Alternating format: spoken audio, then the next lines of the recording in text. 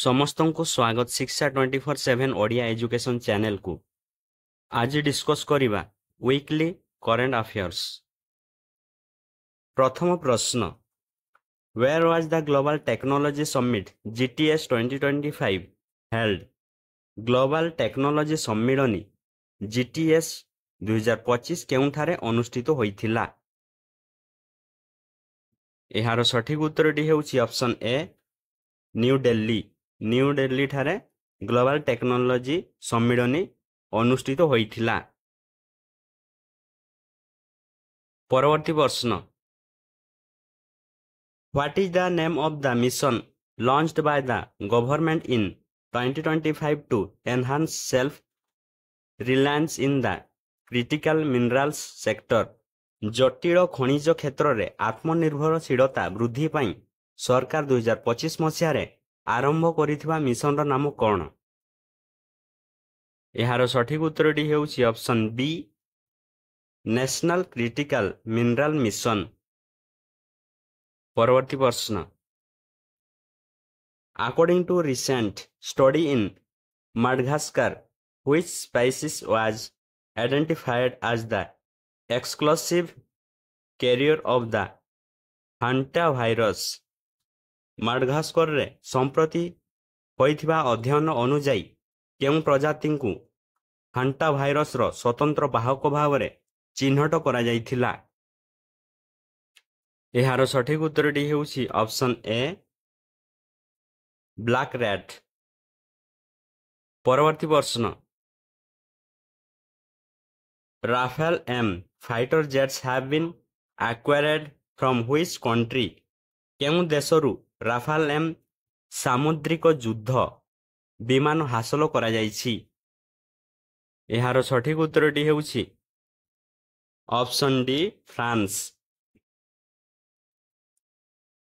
ପରବର୍ତ୍ତୀ ପ୍ରଶ୍ନ, Which state is the host of National Tribal Youth Festival 2025? କେଉଁ ରାଜ୍ୟ ଜାତୀୟ ଆଦିବାସୀ ଯୁବ ମହୋତ୍ସବ 2025ର ଆୟୋଜକ ଅଟେ? ଏହାର ସଠିକ ଉତ୍ତରଟି ହେଉଛି ଅପସନ୍ ସି, ମିଜୋରାମ। ପରବର୍ତ୍ତୀ ପ୍ରଶ୍ନ, Which city is the host of Stree Summit 2025 on Women's Safety and Empowerment? ମହିଳାମାନଙ୍କ ସୁରକ୍ଷା ଏବଂ ସଶକ୍ତିକରଣ ଉପରେ ଷ୍ଟ୍ରି ସମିଟ୍ 2025ର କେଉଁ ସହରରେ ଅନୁଷ୍ଠିତ ହୋଇଥିଲା? ଏହାର ସଠିକ ଉତ୍ତରଟି ହେଉଛି ଅପସନ୍ ଡି, ହାଇଦ୍ରାବାଦ। ପରବର୍ତ୍ତୀ ପ୍ରଶ୍ନ, World Parkinson's Day is observed on which day annually? ବାର୍ଷିକ କେଉଁ ଦିନ ବିଶ୍ୱ ପାର୍କିନସନ୍ ଦିବସ ପାଳନ କରାଯାଏ? ଏହାର ସଠିକ ଉତ୍ତରଟି ହେଉଛି ଅପସନ୍ ସି, ଏପ୍ରିଲ 11 ତାରିଖ ଦିନ ବିଶ୍ୱ ପାର୍କିନସନ୍ ଦିବସ ପାଳନ କରାଯାଏ।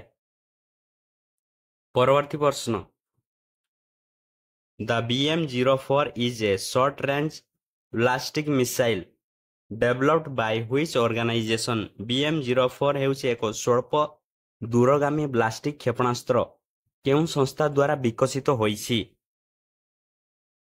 ଏହାର ସଠିକ ଉତ୍ତରଟି ହେଉଛି option C, defence research and development organisation DRDO। ପରବର୍ତ୍ତୀ ପ୍ରଶ୍ନ, Which country has become the fourth country to test a laser guided weapon system? Laser guide ଅସ୍ତ୍ର ପ୍ରଣାଳୀ ପରୀକ୍ଷା କରିବାରେ କେଉଁ ଦେଶ ଚତୁର୍ଥ ଦେଶ ହୋଇପାରିଛି? ଏହାର ସଠିକ ଉତ୍ତରଟି ହେଉଛି ଅପସନ୍ ଏ, ଇଣ୍ଡିଆ। ପରବର୍ତ୍ତୀ ପ୍ରଶ୍ନ, Which team has won the 11th edition of the Indian Super League ISL?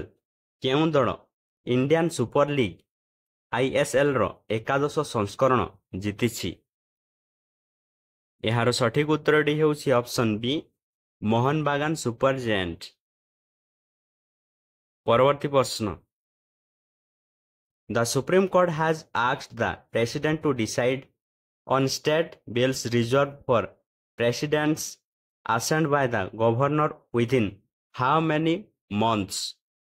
କେତେ ମାସ ମଧ୍ୟରେ ରାଜ୍ୟପାଳଙ୍କ ଦ୍ୱାରା ରାଷ୍ଟ୍ରପତିଙ୍କ ସମ୍ମତି ପାଇଁ ସଂରକ୍ଷିତ ରାଜ୍ୟ ବିଲ୍ ଉପରେ ନିଷ୍ପତ୍ତି ନେବାକୁ ସୁପ୍ରିମକୋର୍ଟ କହିଛନ୍ତି?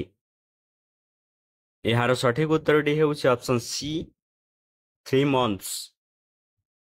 ପରବର୍ତ୍ତୀ ପ୍ରଶ୍ନ, Which medal has been won by India's pair of Rishabh Yadav and Jyoti Surekha Venam in the Archery World Cup 2025? Archery ବା ଧନୁର୍ଦ୍ଧର ବିଶ୍ୱକପ 2025ରେ ଭାରତୀୟ ଯୋଡ଼ି ରିଷଭ ଯାଦବ ଏବଂ ଜ୍ୟୋତି ସୁରେଖା ଭେନାମ କେଉଁ ପଦକ ଜିତିଥିଲେ? ଏହାର ସଠିକ ଉତ୍ତରଟି ହେଉଛି ଅପସନ୍ ଏ ଗୋଲ୍ଡ ମେଡାଲ। ପରବର୍ତ୍ତୀ ପ୍ରଶ୍ନ, Mehul Choksi accused in the Punjab National Bank loan fraud case has been arrested in which country? Punjab national bank ଋଣ ଠକେଇ ମାମଲାରେ ଅଭିଯୁକ୍ତ ମେହୁଲ ଚୋକ୍ସି କେଉଁ ଦେଶରେ ଗିରଫ ହୋଇଛନ୍ତି? ଏହାର ସଠିକ ଉତ୍ତରଟି ହେଉଛି ଅପସନ୍ ବି ବେଲଜିୟମ। ପରବର୍ତ୍ତୀ ପ୍ରଶ୍ନ, what is the mascot of Khelo India youth games 2025? Khelo India youth games 2025ର ମାସ୍କଟ କ'ଣ ରହିଛି? ଏହାର ସଠିକ ଉତ୍ତରଟି ହେଉଛି ଅପସନ୍ ଡି ଗାଜାସିମା। ପରବର୍ତ୍ତୀ ପ୍ରଶ୍ନ, Which state has recently celebrated the Yatra Festival? ନିକଟରେ କେଉଁ ରାଜ୍ୟ ଯାତ୍ରା ଉତ୍ସବ ପାଳନ କରିଛି? ଏହାର ସଠିକ ଉତ୍ତରଟି ହେଉଛି ଅପସନ୍ ସି ତ୍ରିପୁରା। ପରବର୍ତ୍ତୀ ପ୍ରଶ୍ନ, Which state has become the first state in India to implement classification of reservation within scheduled caste? ଅନୁସୂଚିତ ଜାତି ମଧ୍ୟରେ ସଂରକ୍ଷଣର ବର୍ଗୀକରଣ କାର୍ଯ୍ୟକାରୀ କରିବାରେ ଭାରତର ପ୍ରଥମ କେଉଁ ରାଜ୍ୟ ହୋଇପାରିଛି? ଏହାର ସଠିକ ଉତ୍ତରଟି ହେଉଛି ଅପସନ୍ ଡି ତେଲେଙ୍ଗାନା। ପରବର୍ତ୍ତୀ ପ୍ରଶ୍ନ, How many medals has India won in the Archery World Cup? ତୀରନ୍ଦାଜ ବିଶ୍ୱକପରେ ଭାରତ କେତେ ପଦକ ଜିତିଛି?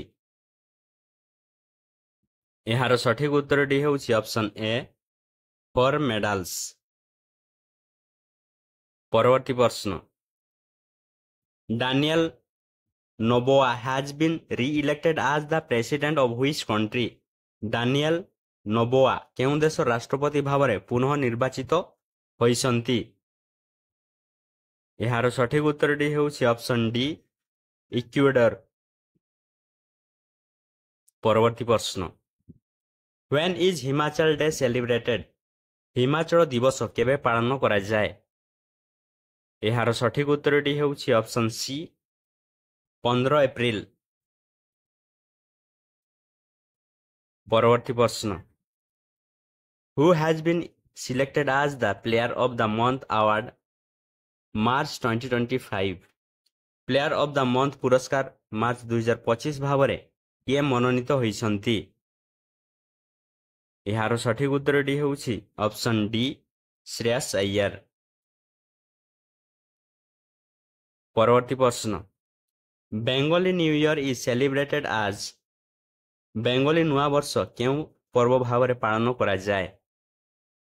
ଏହାର ସଠିକ ଉତ୍ତରଟି ହେଉଛି ଅପସନ୍ ଏ ପଇଲା ବୈଶାଖ।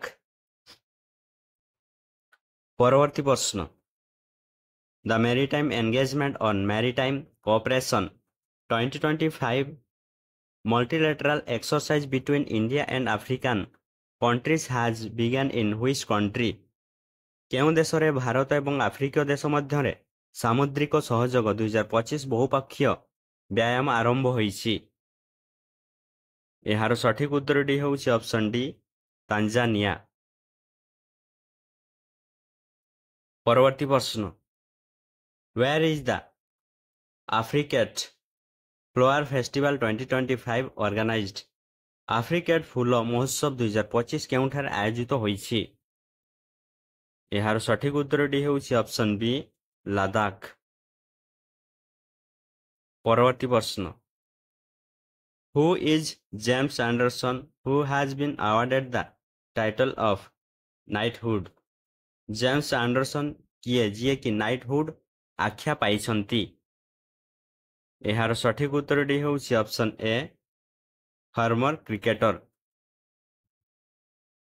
ପରବର୍ତ୍ତୀ ପ୍ରଶ୍ନ, who has been awarded the best airport at the Skytrax world airport award 2025?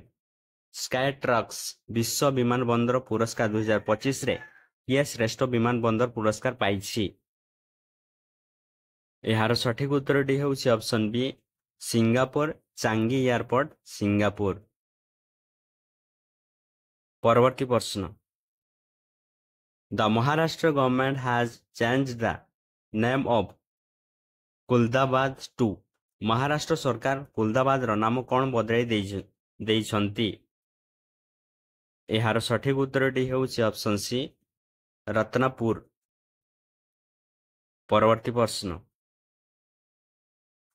Choreographer Kumudini Lakhia has passed away. In which year was she awarded the Padma Vibhushan? Choreographer Kumudini ଲାଖାଇଙ୍କ ଦେହାନ୍ତ ହୋଇଛି। କେଉଁ ବର୍ଷରେ ତାଙ୍କୁ ପଦ୍ମଭୂଷଣ ପ୍ରଦାନ କରାଯାଇଥିଲା?